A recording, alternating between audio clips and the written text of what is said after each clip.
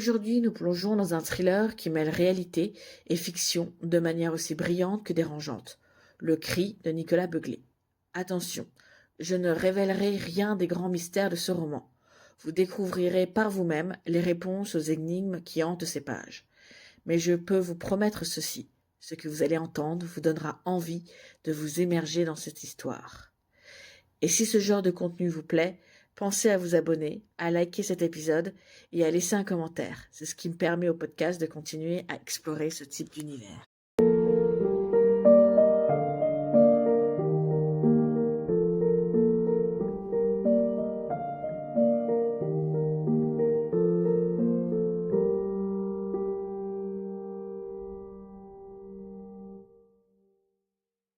Imaginez un hôpital psychiatrique à Oslo. Il fait froid, très froid. C'est l'aube d'une nuit glaciale quand on découvre quelque chose d'horrible. Le corps d'un patient, étranglé, enfermé dans sa cellule, et sa bouche est ouverte dans ce qui semble être un hurlement muet. C'est l'inspectrice Sarah Geringen qui arrive sur les lieux, et elle le sent immédiatement. Cette affaire ne ressemble à aucune autre. Et les questions commencent à s'accumuler, des questions qui n'ont pas de réponse évidente. Pourquoi la victime porte-t-elle une cicatrice en forme du nombre 488 sur le front? Ce n'est pas un détail anodin. Ce nombre signifie quelque chose, mais quoi? Que signifient ces dessins étranges, indéchiffrables, gravés sur le mur de la cellule? Des symboles? Des messages? Un cri de détresse figé dans le temps? Et peut-être la question la plus troublante. Pourquoi le personnel de l'hôpital sent-il si mal à l'aise avec l'identité de cet homme? Un homme qui a été interné depuis plus de 30 ans. 30 ans. Cela suggère qu'il y a quelque chose qu'on cache, quelque chose de grave. Et Sarah va découvrir que c'est juste le début.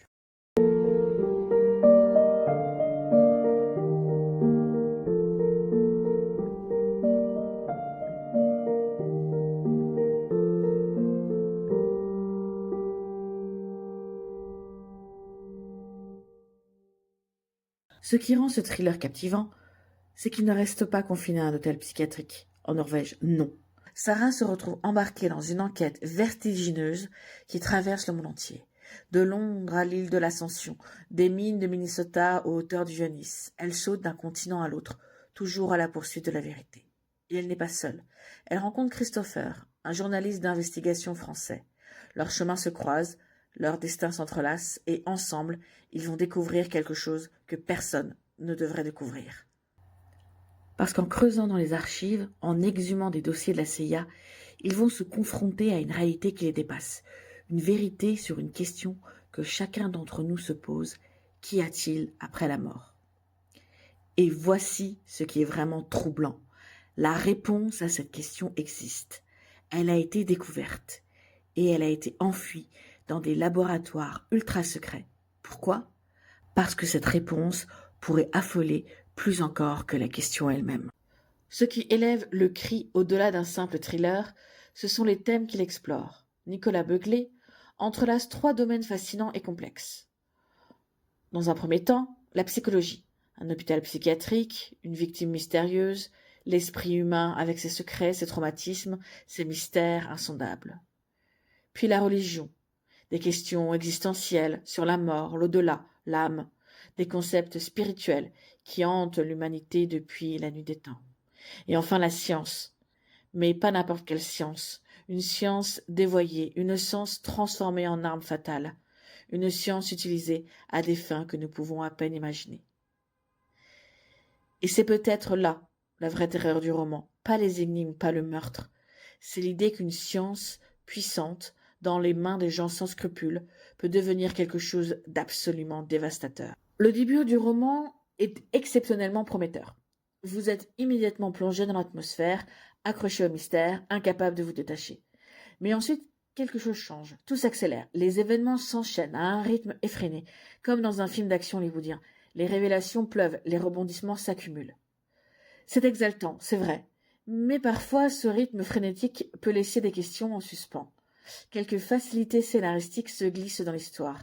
Il y a des moments où vous vous demandez « Attendez, comment on en est arrivé là ?» Cependant, Et c'est important, l'épilogue ramène tout à l'équilibre. Nicolas Beuglet parvient à rassembler les pièces du puzzle. Les réponses que vous attendiez depuis le début arrivent. Et maintenant, voici ce qui donne vraiment des frissons à ce roman. Nicolas Beuglet n'a pas tout inventé. En lisant les remerciements du livre, vous découvrez que les expériences mentionnées dans le roman ont réellement existé. Elles ne sont pas de pure fiction, elles se sont vraiment produites. Et cette révélation transforme votre lecture. Soudain, ce que vous lisez comme une histoire captivante devient quelque chose de plus troublant. C'est de la fiction basée sur la réalité. C'est un rappel que la vérité est parfois aussi étrange, voire plus étrange que la fiction. Ce mélange entre ce qui a réellement eu lieu et ce qui a été imaginé donne au roman une dimension profondément dérangeante. Cela renvoie à nos peurs les plus intérieures.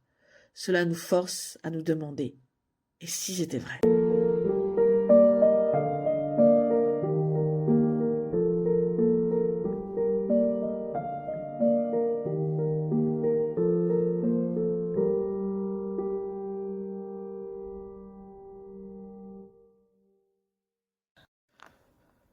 Le Cri est un thriller pour ceux qui cherchent un page-turner, une histoire qui vous emporte, des secrets d'État, des conspirations et des questions existentielles sans réponse facile.